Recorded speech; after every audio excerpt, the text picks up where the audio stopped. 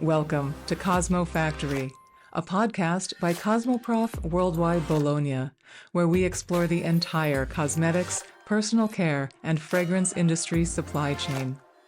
I'm your host, Deanna Utrusky, and here at CosmoFactory, we look beyond the trends to discover the ideas, initiatives, and innovations that are truly advancing beauty. Let's get started.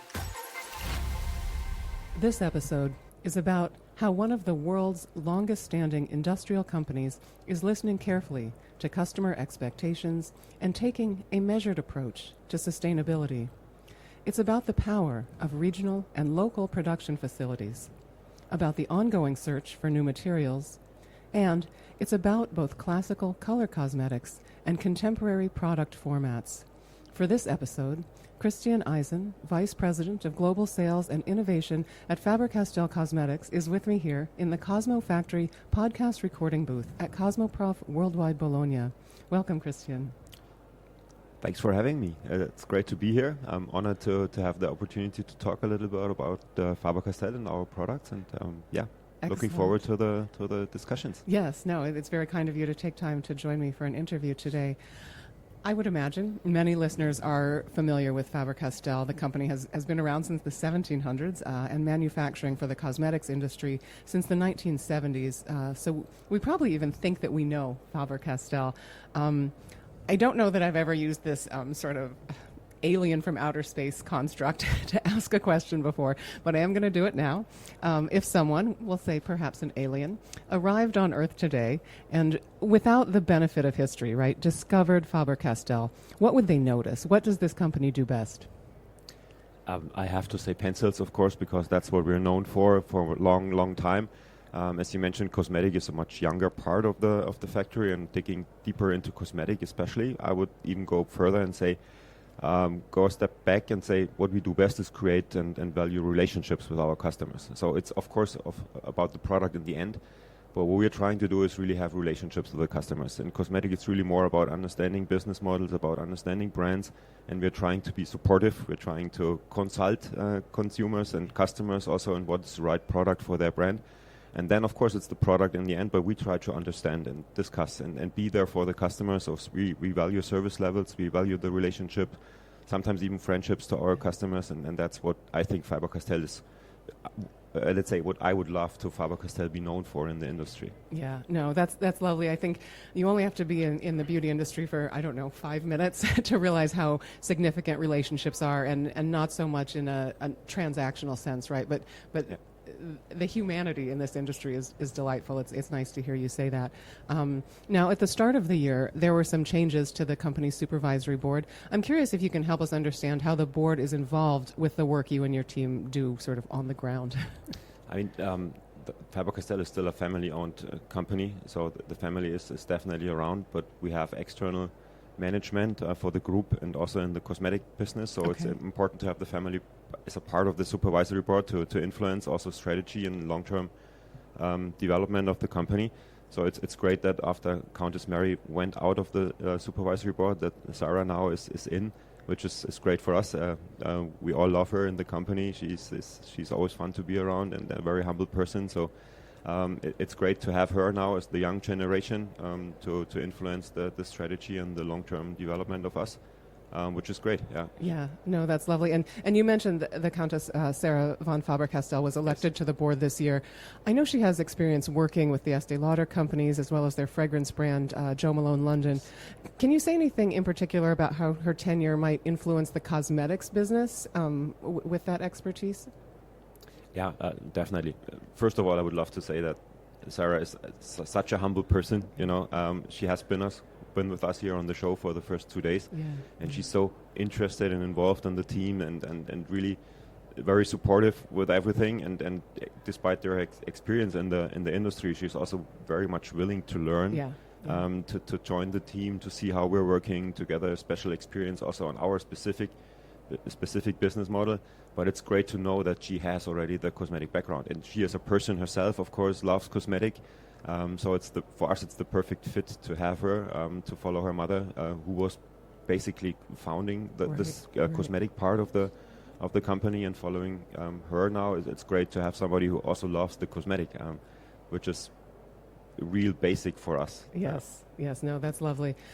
You mentioned pencils already. Let's circle back and talk about some popular product formats. You do make color cosmetics as well as treatment products in crayon format, pencil format, Yes. pen format. From there, though, I understand that you work in both wax-based and liquid color cosmetics as well as treatment products, as I've suggested. I'm curious what you're hearing in terms of your customers' demand for liquid formulations in particular. So first of all, for us, it's really important to create options for our customers. Okay, yes. To have the portfolio to choose from, because there are so many different trends on the market.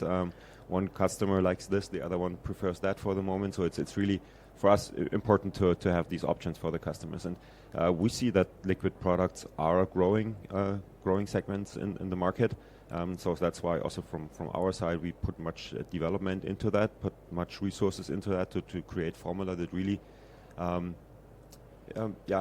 fulfill the expectations that the customer has with these liquid products compared to the wax products. So we really like to think that as a growing pillar for us, and despite the high percentage of wax pencils that we sell, Sure. still obviously because of our history, it's really we have great formulas, and the customer asks for that specifically because the makeup style is a little bit different one with liquid. So creating options is the key. Yeah, no, that's good. That's good. I'm curious. We can think about maybe benefits or application experience of liquid formulas too, but I guess I'm curious a little bit about the technology to actually deliver liquid. Can you say anything about what you have in your portfolio there? Yeah, so we have the felt tip pencils basically. Okay. They're, from a technical point, there are different ways of how to deliver it, but the key is that it always delivered through an applicator, while wax-based is really applied directly. Well, all the liquid formulas you have to apply through an applicator, so you have to have different expertise because you have to deal with these applicators, which are so important because they're a main part of the how to applicate it. And for us, we have many options, slim and jumbo applicators for different applications. So most popular, obviously, is the eyeliner that you have, but you have so much more things now. Liquid lip products coming up for eyebrow. It's great due to the really different application aspects that you have compared to a wax pencil. So consumers appreciate the high performance, the clear application, the precise application. You can be more artistic with a liquid pencil than you can be with a wax-based, and even more precise. Yeah, no, that's so interesting. Now my mind is just thinking about, like the physics of water. Like I think I need to learn more. But you have so much potential in terms of a liquid product, like the natural behavior of a liquid. I need to learn more. This is very cool. Yeah, but that's one of the challenges. You have to have a water-based formula that, on the other hand, should be waterproof and things like that. So it's kind of tricky, but I think we did very, very well with our new formulations. Yeah. And are there any? You mentioned water obviously as a key ingredient in a water-based formula, but are there other notable or maybe unusual ingredients that your customers are asking for in a liquid product formula these days? Yeah, so the main thing has been in the last years ingredients that they don't want to have in these liquid products. Okay, so that was a big thing for us also, and for the industry, to make these products really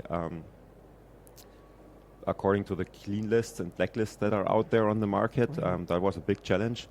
So get rid of the PEX, get rid of phenoxy, and to have that really clean. Yes. So we achieved that, and besides that, then everybody wants the performance that we just discussed about. Yeah. Right, so that was the challenge. And then talking about ingredients that there should be or might be or can be, we're thinking a lot about actives, which are more easier sometimes to have in the liquid products than in a wax-based product. So, for example, our new product features an ingredient that's called white lash. Okay. So if you put that in an eyebrow pencil or in a eyeliner pencil, you support hair growth or strengthening of the eyebrows and the lashes, which is something that the consumer actually asked for to have additional benefits.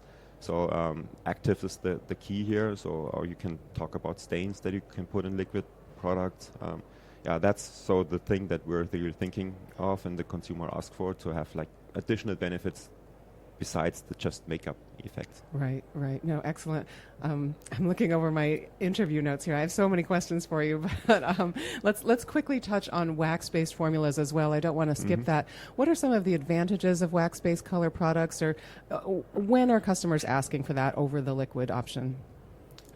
Wax is still the main product out there when it comes to liners, and that's basically, I would say, for two reasons. The one is colors.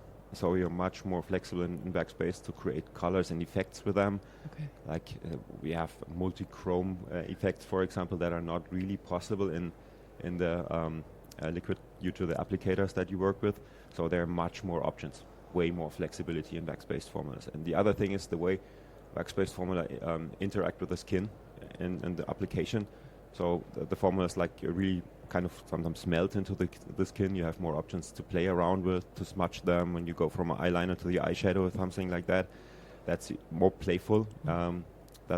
Or when you think about concealers, for example, that you can blend it into the skin or something like that. So it's a more natural finish, definitely, than the liquid.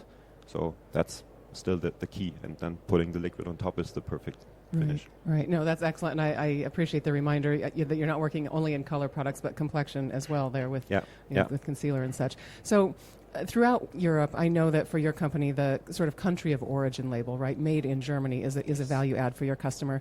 And I would guess that that's especially true in maybe recent years, the past 5 years or so. I know regional and local production has been very in demand. I'm curious if you'll tell us about your global approach to regional production, because I believe you're producing in various regions around the world. Yeah, so we're a German company, and we basically do 100% of our products in Germany, made in Germany, but we have options. So especially through the Corona crisis, we learned that accessibility is something that is key for our customers. So that's why we put a lot of effort in making our US plant more fit to really produce local products, meaning having a local supply chain, not only a local filling, but really doing local bulk production, having local components, local materials, and so on. So that's where we put a lot of effort to not only have the real filling in the end, but really a local supply chain. So working together with local suppliers. That's what we do in the US. And on top of that, we have the factory in Brazil, which is they're huge for wood pencil productions. We have the own forest there, which also helps us to have this local wood supply, which is actually a great story.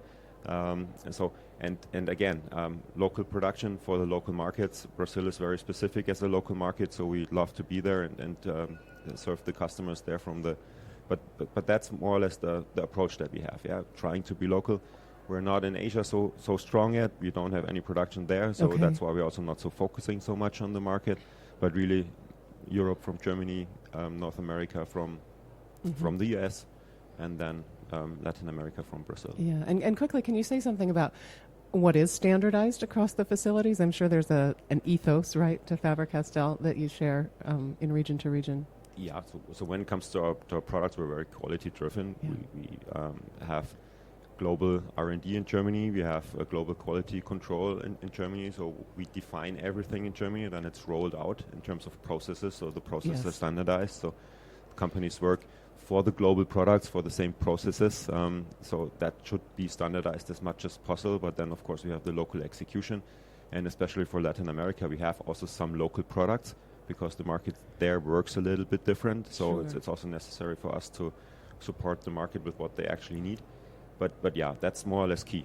Global quality, global R&D, global products, and then standardization of the processes, and then trying to be as efficient as possible with local supply chains. Yeah, no, I like that. Local supply chains are, like I suggested, super significant, and I think will be increasingly so.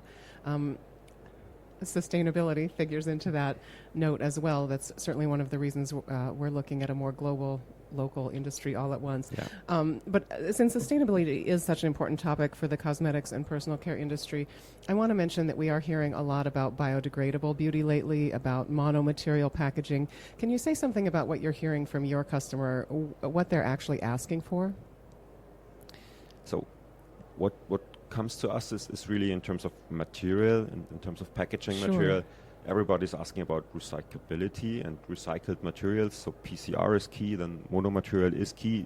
so that it is recyclable in the end. Sure. So that's something that comes to us more often than biodegradability, to be honest, when it comes to packagings.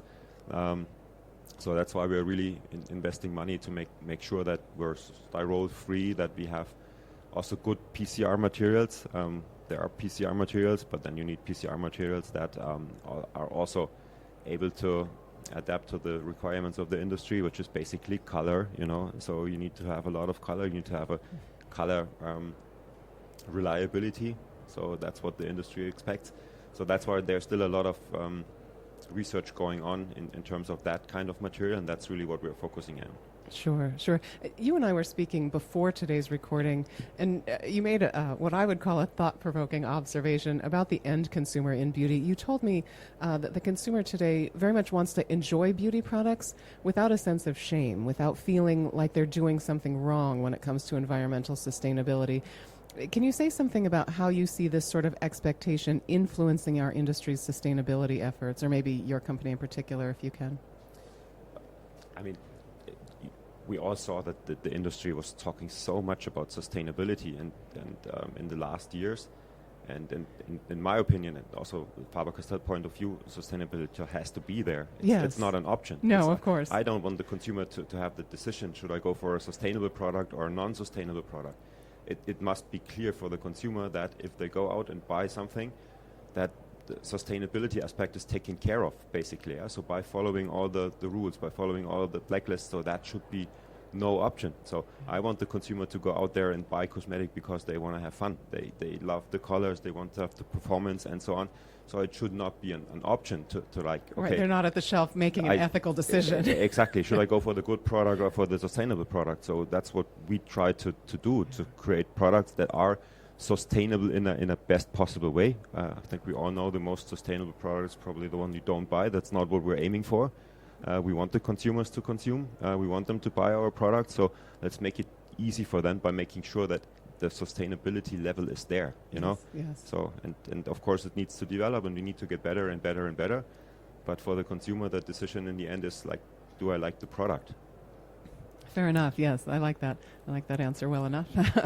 Now, I did promise everyone listening that you and I would talk a bit about the search for new materials, and you've mentioned materials a bit there in the conversation earlier.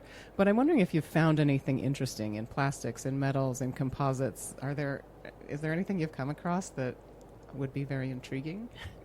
Yeah, so we do a lot of research, as you can imagine, and also when you're on a show here, you see suppliers and you get a lot of options. So the thing for us is that it's always tricky to implement new materials because of the compatibility issues and so that you have to deal with when it comes to formula. So it's not like, okay, we take that material, that's interesting. So it's always it has to work with the product formula. Project. It has to work with your equipment. I imagine with the as well. equipment and things like that. Yes, so that's why what I mentioned before is really for us is the PCR material going into mono PP in our case. Finding materials that also we have a big part of the business, our plastic sharpenable pencil. So you also have to find materials that are like easy to work with. Sharpenability is a key to that. The wood pencil is easy to sharpen, and then you go for a plastic pencil. And again, sustainability, yes, but you also need to use the product in the end. So you need to find something that really works. So we have some interesting collaborations and cooperations with some customers, and we're trying to, maybe not to spoil too much, but we'll also bring out something new there. Yes. And what I also like to mention, again, I did it before, but very briefly, what we are doing right now is we're trying to